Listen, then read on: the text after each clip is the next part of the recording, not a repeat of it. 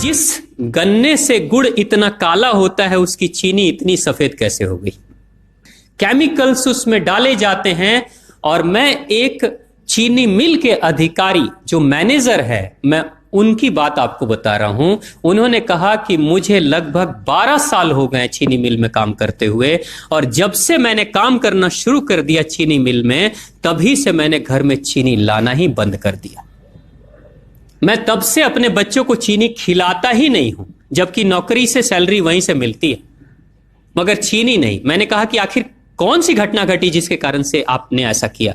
तो उन्होंने बताया एक छोटी सी घटना, कि चीनी मिल में जो ये पानी निकलता है ना चीनी के बनने के बाद, उस प्रोसेसिंग में जो पानी निकलता है, उस पानी में वो सारा केमिकल भी मिक्स रहता है, और उस पानी को चीनी मिल वाले लोग अक्सर एक टंकी में जमा करके रखते हैं। ये सभी चीनी मिल वालों के पास में होता है, आप भी कभी जाएंगे तो आपको भी पता चलेगा।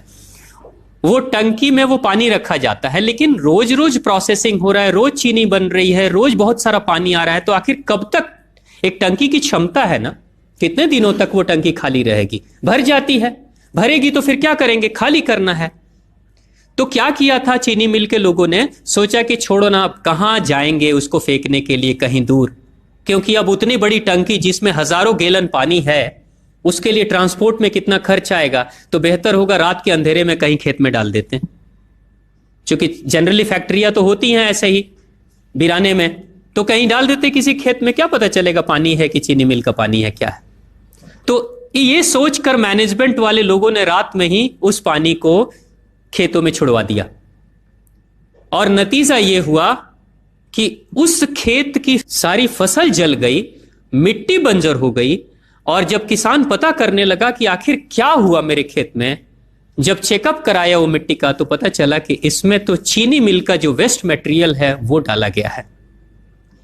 तब उसको खबर मिली कि हाँ, किसी स्टाफ ने बताया कि हाँ, हमारे चीनी मिल से ही पानी डाला गया था आपके खेत में, और पूरी मिट्टी बंजर हो गई। उसने केस कर दिया और चीनी मिल वाले को मुआवजा देना पड़ा लाखों रुपए। तभी से वो स्टाफ कहते हैं कि जो मिट्टी को बंजर कर दे वो इंसान के शरीर में जाए तो क्या करेगी। उसी के बाद से मैंने अपने घर में चीनी लाना बंद कर दिया। और सच्चाई है, लगभग अगर आप देखेंगे तो अंग्रेजों के आने के समय अंग्रेज पहला चीनी मिल इन्होंने भारत में ही लगाया था। पहला चीनी मिल भारत में ही अंग्रेजों का लगा, और अंग्रेजों ने चीनी की शुरुआत की। भारत के लोग गुड़ खाते थे, चीनी नहीं खाते थे। उन्होंने बहिष्कार किया, बिल्कुल नहीं, लेकिन चीनी और चाय पत्ती दोनों के लिए लोगों को तैयार किया गया था। चाय पिला पिला कर फ्री में चीनी के लिए तैयार किया गया, और चाय के लिए भी तैयार किया गया। अंग्रेज ने जब से यह शुरू किया है, और पिछले 50 वर्षों से हमारे समाज में चीनी खाने का प्रचलन बहुत तेजी से बढ़ा है, और उसी समय से भारत के लोगों के बच्चों के शरीर में कैल्शियम की कमी होनी शुरू हो गई है। अगर कोई मां, अगर कोई बहन जो गर्भवती हो, गर्भकाल के दौरान अगर चीनी का सेवन अगर कोई बहन कर रही हो, तो चांसेस ज्यादा होते हैं गर्भपात होने के।